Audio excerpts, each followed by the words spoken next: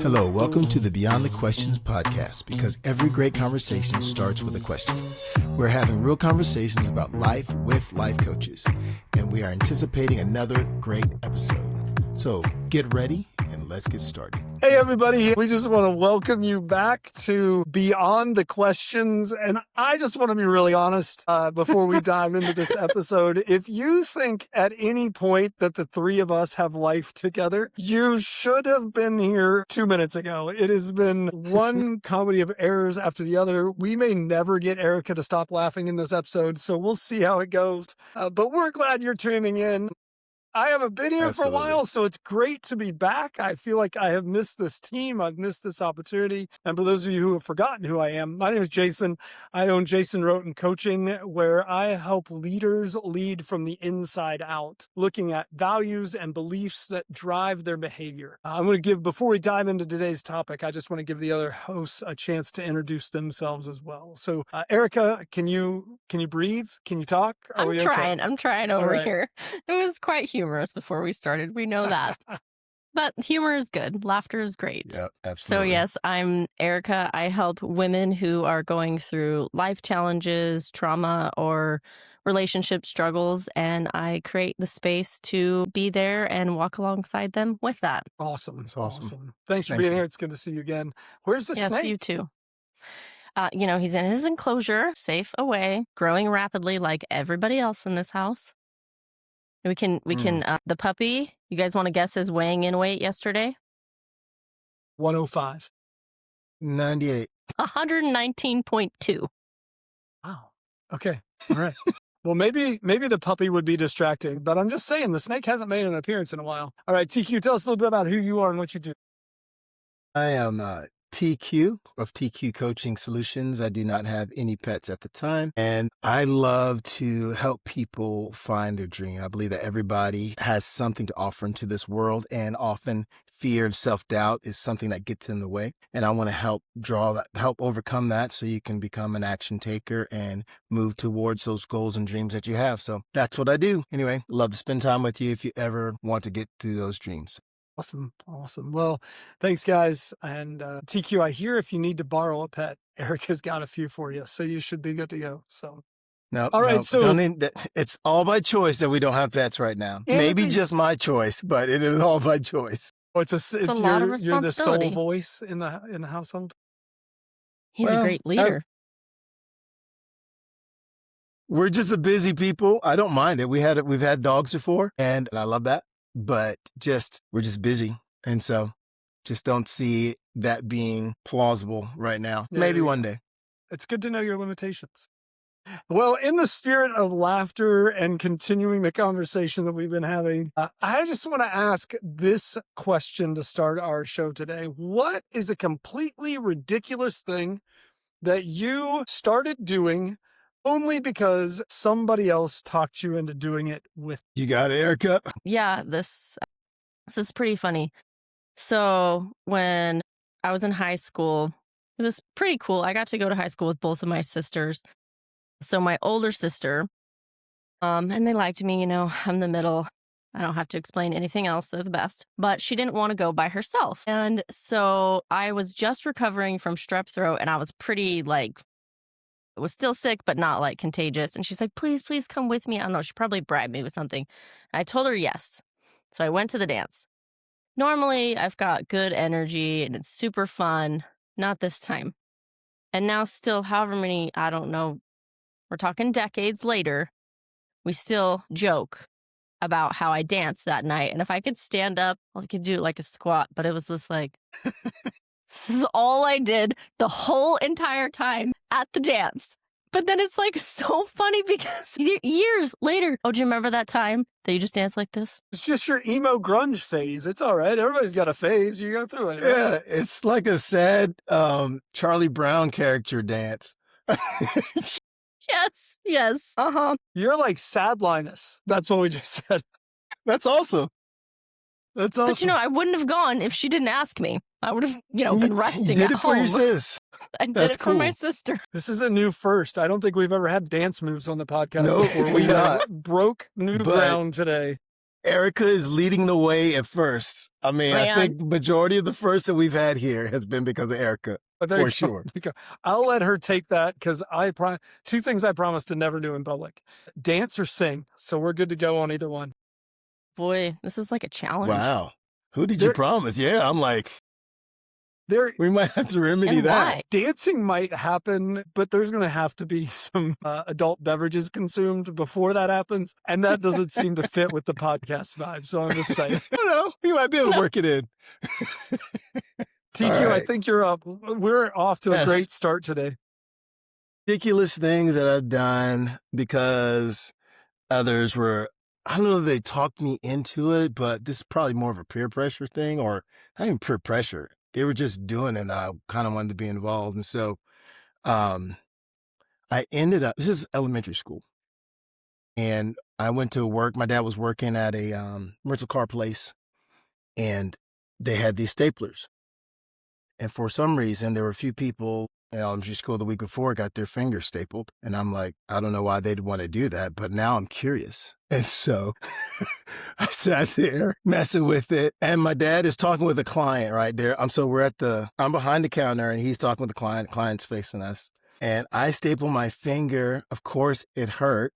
Duh. And next thing you know, I threw the stapler, barely missed the client, get up and run to the restroom and go take care of my hand.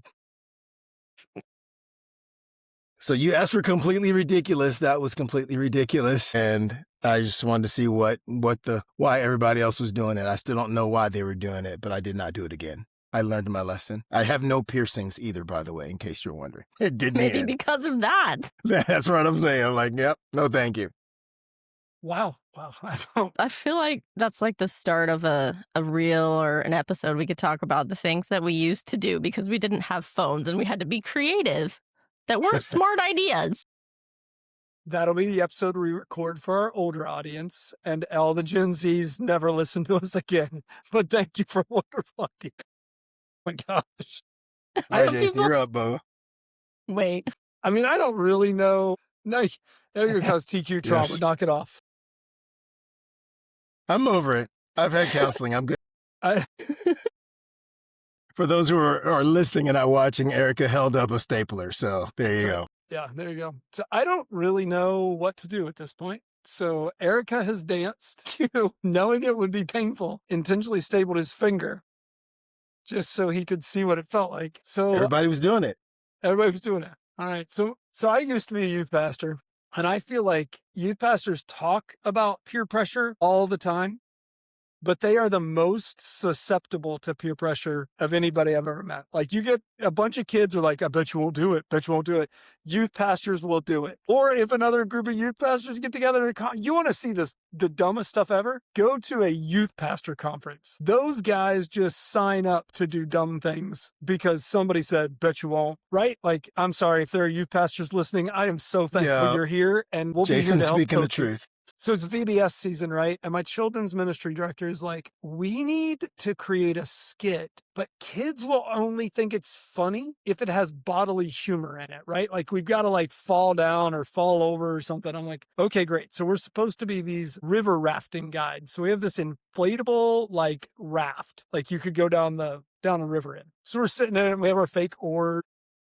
And I forget what happened, but we're supposed to rock the boat just a little bit and then like fake fall over and roll out of the boat. Well, she and I had never practiced the rocking the boat thing. And so I rock the boat and I rock it back. And I think her weight shifted and my weight shifted in the same direction. And we both went, the boat literally flipped. And I am going head first down brick stairs. And My. all I can think in this worship center, and all I can think is, I'm really glad she said we should put helmets on before we did this, just as her butt hits my face and drives my head into the step. The kids are laughing. Everybody's having a great time. I'm literally taking 3 seconds at the bottom of these steps to be like, did I break anything? Do I have a concussion? Where am I? And then I'm like, wait, Where's our middle school ministry director? Is she okay? Like, what did she hit on the way down the steps? And so we laughed about that for quite a while as our and I'm like, never again am I doing skits with you. Never, ever, ever again. That's great. Especially outside. Yeah. No, this was inside. No, this is inside. We were inside the sanctuary worship center area. We had On this bricks? It was like a tile brick step thing. With the steps. Okay, Yeah. okay. Yeah, Got it's it. still like the stage. We were on the stage, flipped a thing. Yeah, it was great. It was great. It's on video somewhere. I hope nobody We ever gotta sees get it. that. Yeah, no, it needs Please to. uncover Please, that. TQ. He is skilled. He will put it on here. Please, we gotta get it. I don't know if I have it, but I'm sure somebody has pictures of it. So anyway, but yeah, so today I asked that goofy question to ask this question. Where does transformation happen? When you think about change, you think about moving from point A to point B and not just going right back to point A. What is it that enables that to actually stick? So maybe my question for you guys is, think about a time when you tried to change something through willpower alone, and what happened? I can go if you want, unless you go. got it. Somebody should go. Dead air is not good on a podcast. So, in theme of what I help with women do right now and reality of what I went through, I really tried to change my anger alone. I thought I could, work it out as far as like working out. I'm not saying it's not a good release. That is a good release. It didn't help. I'd work out until I fell on the ground and get back up and still be angry. I couldn't get rid of it. It took a really, really long time to realize I needed to let a healthy individual in with that anger, which for me actually started with my coach. And she was there to see me and validate that anger. Like she knew where it was coming from. Yeah. And I didn't feel alone in it. And I was alone in it for a long, long time. I need to take a drink. Yeah. We got Take a you, minute, Erica. Thank We you. hear you. Thanks for sharing. We went from really funny to really serious all of a sudden very fast. We did. That's okay. Yeah. And it means a lot when we can realize in the midst of the really scary stuff that we're not okay. I think there's parts of life that maybe we don't really like to talk about, right? Or we don't want to be honest about. But it gets scary there. It gets really scary. So thank you. Thanks for Yep, sharing. absolutely, We'll let you off the Erica. hot seat for a minute, let you catch your breath. You're welcome. Yeah. TQ, that's going to be a hard one to follow, but any Yeah. places where you tried to change something through willpower alone? Sure. Kind of lighthearted, though. Again, when I was younger, just had a scenario where my language kind of got a little out of hand. So, and I remember my mom catching me while playing Pac-Man at the arcade. That's way back, y'all. See, things we did to Anyhow. entertain ourselves before cell phones. Yes. Anyhow, wanted to try to get that done on my own, and I had a relative with me and one of my cousins, and so I said, "Hey, man," because he had the issue too. We need to stop doing this. So why don't we do a pact? If I say something, you hit me. If you say something, I will hit you. Right. And so I was wise enough to let him go first and say the thing and then hit him really hard. Didn't knock him out. This is not like hurt him, but enough for him to feel it and enough to know that if I do it again, if I do it and he's around, then he's going to hit me because he wants to do that back. And so, and that has helped. I have not sworn in a while, but yes, just having that other person in it with me. We were young, guys do things like that, but that was helpful, when I had started to use language a lot because, it started to become the cool thing, become the thing that everybody was doing. So stapled my finger, it's cursing, all because everybody was doing the same thing. So you can see where my life was going. Back when Our next episode will be on how to handle peer pressure. That's what our next episode will be on. So there you go. But yeah, it wasn't really easy. I wasn't doing well by myself. And pretty quickly decided I need to bring somebody in with me. And at that age, that was the only way I knew how to do it. So Erica, are you okay if I come back and push on you a little bit? Absolutely. I want to push yours because TQ told us what happened and then he quickly found somebody else and he smacked him in the face and it all went great. So, but you sat in this aloneness for a while. And I'm guessing there are probably some listeners who are sitting in that place trying with willpower, because they've been told that, right? We've been told, pick yourself up by your bootstraps and just keep moving on, right? So what did you tell yourself would happen if you just kept trying harder? I remember telling myself it would just go away on runs, working out. And there's a part of that too that sometimes when expressing that, I was a little bit with, not a little bit, I was with the wrong person. And so then that part wasn't helpful either. So then I tried to do it alone. So you mean wrong with the wrong person? You were telling the wrong person Hmm. or inviting the wrong person into space? Yeah. Correct. And I really thought that by praying hard enough, by working out hard enough, releasing it like, okay, workouts are good. You got to release this bad energy. It's just going to go away eventually. That did not work. Yeah, for me, I have my mom in my ear. I love my mom. Mom, if you ever listen to my podcast, I love you. But she used to tell me all the time in my 20s, Jason, you're getting really big. You should do something. I was like, I'm fine. Leave me alone. Stop nagging me. My wife loves me. Leave me alone. And then there's a picture. I went to my mom's house. We went somewhere and she took a picture and got him. This will date me when we still got photos developed. And the photo came back and I was like, who's that? My mom goes, that's you. I was like, that is not me. My wife's like, no, that's you. That's 245 pounds, 42-inch waist. And I saw it for the first time. And I was like, this is going to take some work. And I'm going to have to give up pizza. And more importantly, I'm going to have to give up buffalo wings and blue cheese dressing.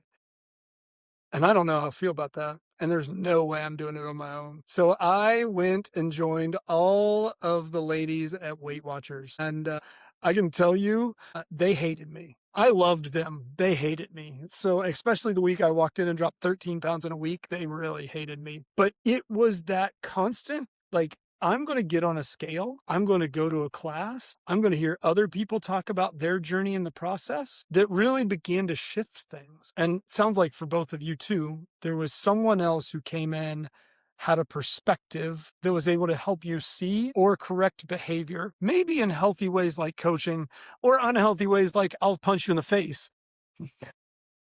That changed our behaviors. But we believe and we grow up in this culture that says it's just a hero's journey. You're just on it your own. You're all by yourself. Go fight through it. Get through it. It's just you and your issue. And yet we say that. And yet when you look around us, there's all of these examples where people admit they can't do it on their own, right? Like AA works because it's a recovery program. There's all kinds of sports that are group sports because people won't exercise by themselves. CrossFit, that phenomenon that's come out of nowhere. Weight Watchers been forever. There's financial accountability. There's workplaces. Maybe it's a little tense to say, but sometimes the church fills that place. Now, I know that's a can of worms. Maybe we don't want to totally open. But what crosses in our mind when we look at all of these programs that exist to help us, and then we still tell ourselves, I'm going to do it on my own? Where do you think that disconnect is? What if it's a learned behavior and like you've practiced it over and over and maybe nobody has come and you've tried to figure it out yourself? Definitely be that. I think sometimes it's responsibility. I got myself in it.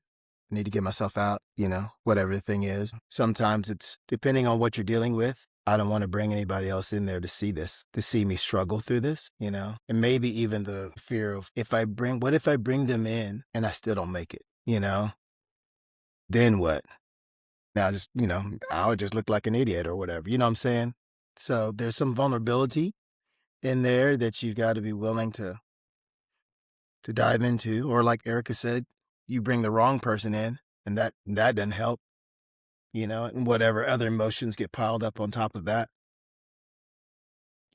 So I think there's a lot of things keeping us from necessarily bringing someone in because it may feel safer to try to make it on our own. But, especially depending on how deep-seated the thing is that we're dealing with, that can be a long road of grinding and getting nowhere, or grinding ourselves down to a nub. So TQ, in your story with your potty mouth, just makes me think of the Avengers scene when he's like, language, right? Your mom caught you and then you got in trouble. And so you're like, well, I don't want to keep getting in trouble. Erica, what? For me, it was the picture. But Erica, for you and the anger, that's something that only you saw. Other people probably saw you get angry. But right. But what was the breaking point for you when you're like, I'm going to talk to somebody else about that? I don't recall a specific breaking point, but yet, and you got to hear me in this, in that specific injury, there's going to be anger that has to be worked through. Yet it just didn't feel like me. And I could see this like person that was me. It's like almost drowning, yet like running and scraping for anything by herself. And she's like, that's not working. Yeah. And to validate that first response, like as somebody who works in emotions a lot as a coach and emotional intelligence and that kind of stuff, emotions are not bad. Emotions tell us something Yes. and they give us a place to direct. And so, yes, absolutely. Going through betrayal, I don't have a cousin who's going to smack me. You should be pissed off, right? You should be angry when you go through that, right? That's honest, real emotion. And to deny that is to deny the reality of what's happening around us, right? I mean, that's what all of us have to own those things. Yes. But when those emotions begin to control, that's where. So I just want to say for those who are listening who may have thought that question was directed at like, you shouldn't have been angry. No, you should have been clearly pissed off. Yeah. And, there's lots of things like that. So we think about this question of where transformation happens. I think it's clear that at least there's fertile ground for transformation to happen when we find community or we feel like we're not alone. But we've all found community that doesn't feel real either, or doesn't provide what we need, or feels fake. So what's the difference between community that actually leads to change and community that's just a bunch of people sitting in I don't think I'm going to give a complete answer to this, but when I think of the word community, it breaks down into two words: common unity. Like there's this common thing that the people are about. And so when I find myself with a common goal, whether it's self-betterment, whether it's, trying to make sure my potty mouth is not as potty mouth anymore or something along those lines, when we have this common unity, there's this group move towards this thing. There's generally encouragement with each other towards that thing. There's understanding because you're all kind of going through it or have been through it at different stages, etc. And so when there's this point that's out there that we see that we're going towards, we're all kind of going, yeah, let's do this together. And it builds kind of this momentum, builds this unity because, man, we're locking arms and doing this together. You're helping me, I'm helping you. And by all means, we're gonna get to that point and, celebrate when we get there. For that question, Jason, I can think of sitting in a room where nobody's talking, nobody's connecting. It's just a silent room, and that feels very empty. So if you go into the same room and people are conversing, they're genuinely wanting to get to know each other or maybe help each other, just being present in conversation, there's a whole different feel in that room. Yeah, I think that's a clear picture, right? Like you want to walk into a room where everybody's staring at the wall and there's shoestrings, or you want to walk in a room where everybody's already talking and you can walk in and find a warm conversation. No, I'm a little strange. I like the challenge. I'm going to go in the quiet room and get them all talking, but that's just my own unique behaviors. I think it's interesting. Both of you went to a larger group, right? Like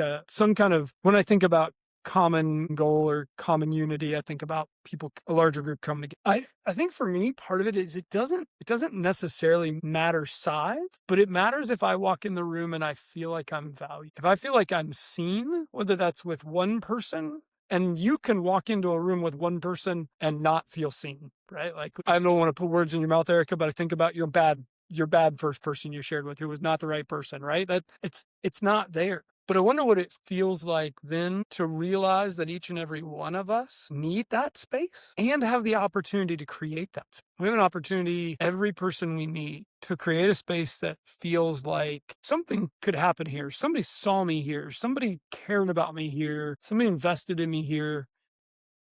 Versus like, what can I get from you? Well, if I can speak on that just for a moment, Jason, it's No, interesting. you're not allowed. TQ, up to you. Sorry, it was getting too serious. Had to break it up. Yes, don't get me started laughing again. We won't get anywhere.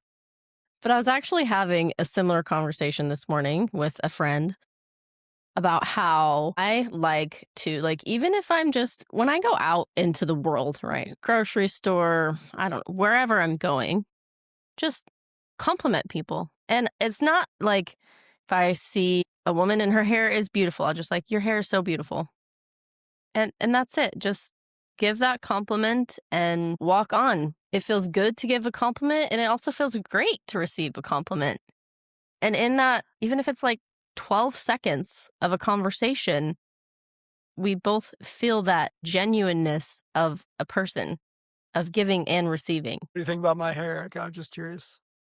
I love how shiny it is. It's always shiny. That's a true Mhm. fact. No, I love it and it's such a small, practical thing, right? Like we all go out, we all can even just say hi to somebody. You don't have to get, if compliment feels like too much, 12 seconds. Some people are like, you talk to strangers for 12 seconds. They're freaking out right now, right? Like you don't have to do it that long, but like, what's it look like to just smile and say hi? I mean, so often our conversations look like this, right? As we Yeah. are walking Nose in through the the phone. store, staring at our phone. Any thoughts to add to that, TQ? I'm trying to get back. The question was, Yeah, that's great. I didn't have it written down. no, that's okay. This is when we go off But cuff. but that's all right. That's so good. That's so good. You were talking about sometimes it's a smaller group of people. Yeah, And yeah, we yeah. had kind of gone to a larger group of people. I absolutely believe that it doesn't matter the size. I have a list of a couple of friends who are my go-to folks. Like when I have really needed someone to walk with me, I'm thinking of a buddy in Florida. I went to college with him. I don't think he would mind me saying his name, but I haven't asked him, so I'm not going to throw it out there. But, in college, we would be up late pondering the world's ideas and trying to figure it all out. And we left college and got married. And we spent years regularly connecting so that we could work through the things that we're trying to overcome, our hangups, our addictions, the things that really were going, if I don't break free of this, my life is just crashing and burning. And I truly believe that those conversations, that time together, um, has saved my life on occasion. Where everything would have imploded if I didn't have someone to really talk to really say, to really know that I was seen by them, to really help me get going when I was stuck in maybe some self-pity or not moving, and also there to really help me see progress when I couldn't. I mean, there's just so many things. And probably one of the biggest things for me was someone who still accepted me, though he knows all my junk, every last bit of it, right? And with that allows me to have those failures and those successes and still know that I'm okay. You know what I'm saying? Still have somebody going, that's all right, man. We're still going to do this. There's still the goal. There's still the thing. I believe in you, even when you don't believe in yourself. And so let's go. And I've got maybe 3 friends that I would say that have been that way for me. And I think I'm a very rich man to say I've had 3, you know? I know a few who would go, I don't know that I have anybody like that. Well, that's the perfect transition. So I appreciate that. Yeah. We sit here and talk about community, and we can share stories about a coach or a friend or a cousin or a place where we felt like we connected. I want to be honest that there's probably some of you listening who are thinking, yeah, that's great for you guys. I've tried to join a group, or I was in a community, and man, I'll just put it in your comments or your show notes about the pain that community caused me. I'll do it on my own. Yeah. And so I wonder what would you say to someone who feels like either I've been hurt by or rejected by community? And if that's where transformation happens, I'd rather just live where I am. Man, I would say first, I see you and I understand. There have been some significant hurts from communities that I've been in as well, especially church communities. Those have been some of the hardest for me. But I would also say that just because I experienced a community that was terrible here doesn't mean that there's one that's terrible there. I've experienced things from people of different races that have been jarring, right? But not everyone of that race has been jarring. Some of them have actually helped carry me when I've been jarred by others. And so one, I would say not everybody is what you experience. The other thing I would say is, I I get that you want to be cautious about how you approach the next community. So take what you would want to find in that community, take that with you and test the waters. Oftentimes I find if I'm here's an easy example. I like to watch Star Wars. And if I wanted to talk about Star Wars, I could. So I start talking about Star Wars. Some people are going to be very repelled by that. They're like, yep, absolutely not. Crazy dude. Some are going to be very drawn in, right? And they're going to have experience. They're going to start to understand and we're going to connect. And so I would say take what you're looking for in that community and start putting it out there and see who's drawn and who repels. Sometimes when we just dive into a community and are hoping that they're the ones, we may find that we're in a community that just doesn't get us and we don't get them. And that may not even be a bad thing. It just may be a disconnect thing. But there may be another community where you start putting that stuff out there and you're going, these are my people. They understand me. I understand them. And then you can journey together, And so last piece I would say is communities are made up of people, and not that a community should just beat you down all the time, but because we're made up of people, sometimes the community is going to be a little awkward or hard. Some of that needs to get worked through, and that's okay. You may find yourself coming out stronger on the other side. So that's what I would say to that individual. That was a whole lot. I hope they were still listening by the time I was done. I thought it was a great answer. It really was. And Erica, I'm going to throw a different one to you, and I'll just let you be the solo voice on this one, and we'll let TQ sit as the community hurt guru. So what would you say to somebody who wants this but doesn't know how to find it? I would ask them what their interests are, what they like to do, their hobbies. Jason, I'd say you really like to river raft and you're very good at it. So go try that. I actually do, and I've never fell out of a raft in a real river, but that's a side note. I could go join a dance community. It's not like you have to start in this big space. It could be a small space. Think about what you like to do, even if it's just walking your dog. Instead of walking your dog alone, go to the dog park. It might be scary. Maybe you're going to sit back on the fence the first time, and that's okay.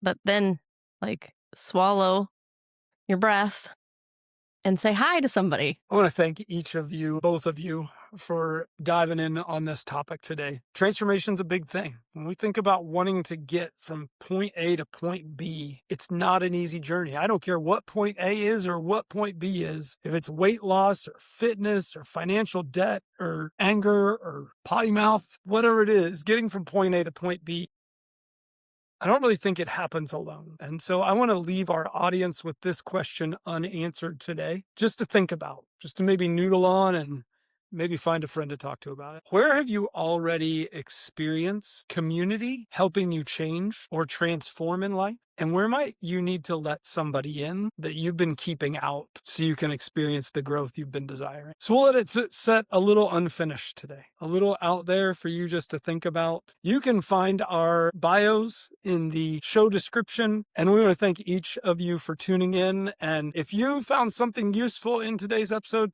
we just ask, please share that. Share it out. Send us a comment. We'd love to know, is anybody listening? Absolutely. And if you are and it's helping, tell a friend about it. Follow us. Become one of our audience. We're thankful for each and every one of you. So for Beyond the Questions, thanks so much for being here. Have a great day. Y'all take care. Bye. Thanks for listening to this episode of Beyond the Questions. Be sure to subscribe so that you can stay up to date concerning future episodes. And if you would like to connect with any of the hosts on Beyond the Questions, their contact info is linked in the description below. Thanks for stopping by, and we will see you on the next episode of Beyond the Questions.